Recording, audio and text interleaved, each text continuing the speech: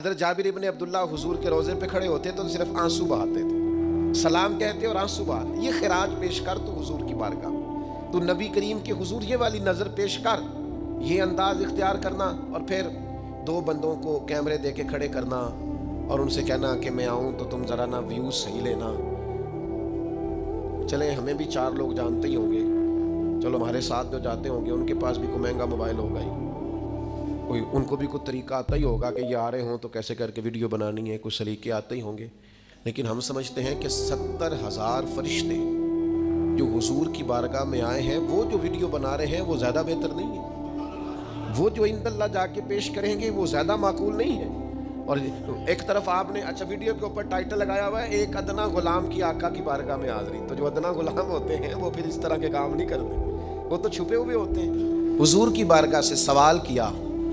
کہ یا رسول اللہ صلی اللہ علیہ وسلم ہمارا مدینے میں کاروبار نہیں چلتا، کسی اور ملک چلے جائیں؟ حضور نے فرمایا ٹھیک ہے چلے جاؤ۔ 2-3 دن کے بعد میرے نبی پاک نے پوچھا بندے چلے گئے؟ عرض کی حضور چلے گئے۔ فرمایا المدینۃ خیر لہم لو کانوا یعلمون، فرمایا ان کے لیے مدینہ ہی ٹھیک تھا اگر سمجھ جاتے تو۔ ہن تسی سمجھے ہو، حضور چلے جائیں، فرمایا ٹھیک ہے، نہ جاتے تو پھر ٹھیک تھا، چلے جائیں۔ حضور اندر میں پیروں پوچھ کے آیا، اجازت لے کے آیا، انہوں نے آکھیا جا، اور میں نے کہا یہ حدیث پڑھ۔ حکم اور ہوتا ہے، مرضی اور ہوتی ہے۔ کچھ لوگ سینے کا راز جاننے لگ جاتے ہیں، سینے کا راز، وہ حکم نہیں پوچھتے، ان کو رضا کا پتہ ہوتا ہے، رضا کا۔ صحابہ کرام سارے انہیں پوچھنا پڑتا تھا، لیکن جناب صدیق اکبر کو مصطفیٰ کی رضا کا پتہ چل گیا تھا، انہیں مرضی کا پتہ تھا کہ حضور کی رضا کیا ہے، رضا میں راضی رہنا سیکھیں۔ انہوں نے اجازت مانگی مدینہ چھوڑ دیں، حکم یہی ہے کہ ٹھیک ہے چلے جاؤ،